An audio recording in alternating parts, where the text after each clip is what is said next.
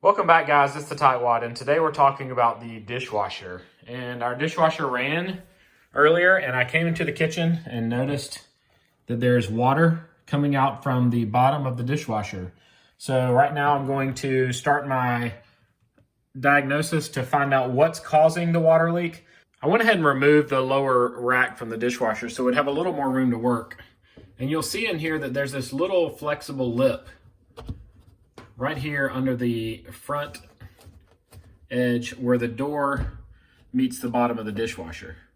And those are actually replaceable. It's very easy to pull them out and to purchase a new one and slide it in. So I'll show you how to do that today.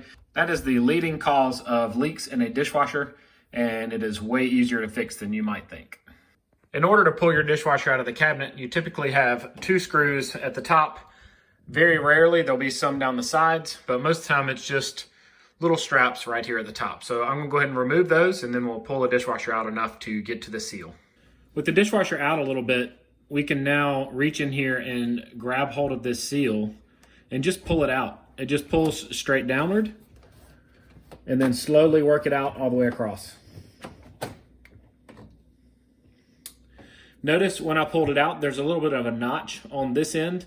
That indicates that it's the right side of the dishwasher seal. So it's easy to go online and search on Amazon or another site I like to use called Repair Clinic. To order a new lower door seal, you're gonna need the model number for your unit.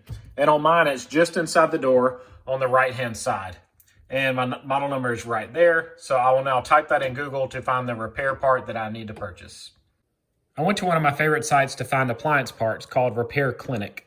And I typed in the model number that we pulled from the dishwasher, and then it pulled up my actual dishwasher. And then I searched on the left side for a dishwasher door seal, and this is what came up. You can see it's $9.06, but you can see that it says it's an alternative part. I like to order the OEM parts when available, so I then took that part number for the genuine OEM part and I pasted it into Amazon, and I came up with this part, and you can see it's made for and supplied by Frigidaire, which is the OEM part, and it is $12.43. And since it's only $3 difference and some change, I will go ahead and order the part from Amazon because it's free shipping with my Prime account, and I'll get it within a day or two. Once your new part comes in, I like to stick my finger under it to guide it into the groove, but I'm gonna make sure that the right side of the piece is lined up with the right side of the door. Then I'm gonna guide it into the groove, and you'll feel it start going into place, and then you'll just push it in all the way down.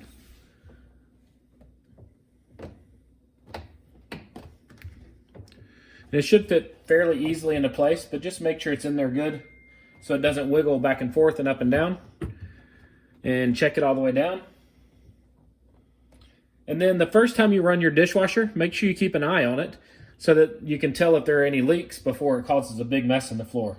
I actually like to run it the first time again with a towel nearby. So if I do have a problem, I can immediately stop the dishwasher and dry up all the water. Now with our new seal installed, I'm going to slowly slide the dishwasher back into the cabinet. Again, making sure not to damage the trim molding until my screw holes line up here.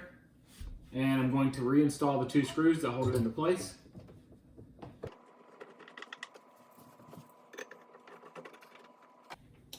With the screws in place, I'm going to close the dishwasher, and I'm going to check to make sure my side to side is good. If not, I'll adjust it slightly so the door opens and closes without rubbing on my cabinets. And then I'm going to run a test cycle to make sure everything is good to go.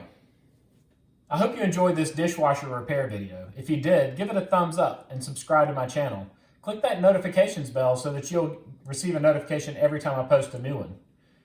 Leave any questions you might have in the comment section below, and I promise I'll do my best to answer them.